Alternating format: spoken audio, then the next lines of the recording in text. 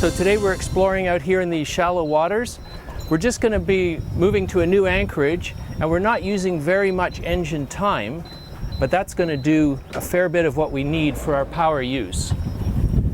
From last time's budget, we came up with a total power of sometime between 2.5 kilowatts and 4 kilowatts total power used.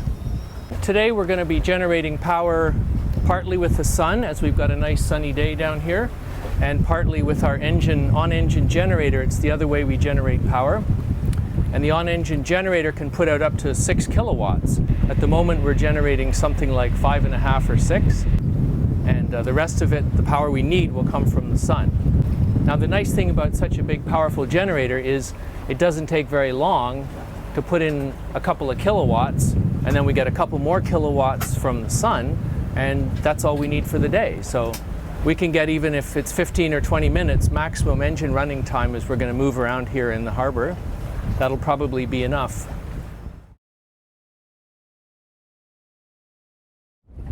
This has been another wonderful day in the Bahamas with lots of sun, so we've collected a fair bit of power from our solar panels.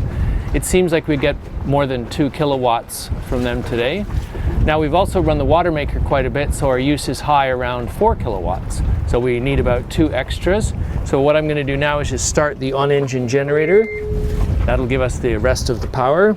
So now with the engine going, I can just set it to around 1200 RPM. And that's sufficient to generate up to 6 kilowatts. In that case, to get 2, I'll need to run it for about 20 minutes. That's all we should need to do. Now let's go and I'll show you around the components of how the on-engine generator works. The on-engine generator lives naturally on the engine. We've had the system now for a whole year.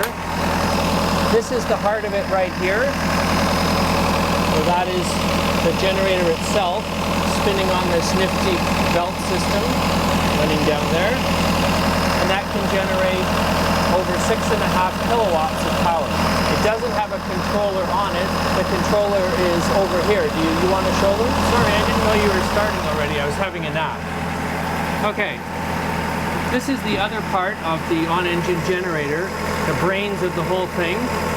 This unit takes the power that comes out of the 3 phases of the generator and turns them into the right amount of current, and also very, very carefully checks everything about what the engine's doing, whether you're operating the engine in high speed, whether you've got it in gear, and uses only the surplus power so it never will overload the engine. That's totally critical. The only other component of this is the big old battery bank that can accept a really high rate of charge. So this system is extremely good if you're working with lithium batteries, or if you're working with batteries like we've got, which are thin plate pure lead batteries that can take a really high charge all the time. There you go. Thanks.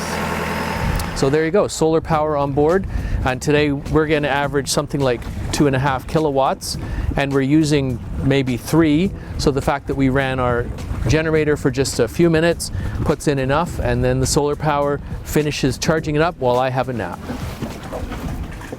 The Integrel on-engine generator has worked flawlessly for us aboard distant shores. We've been sailing for 18 months and over 10,000 miles, and the system has been perfect. Congratulations to the Integrel team for developing a winner.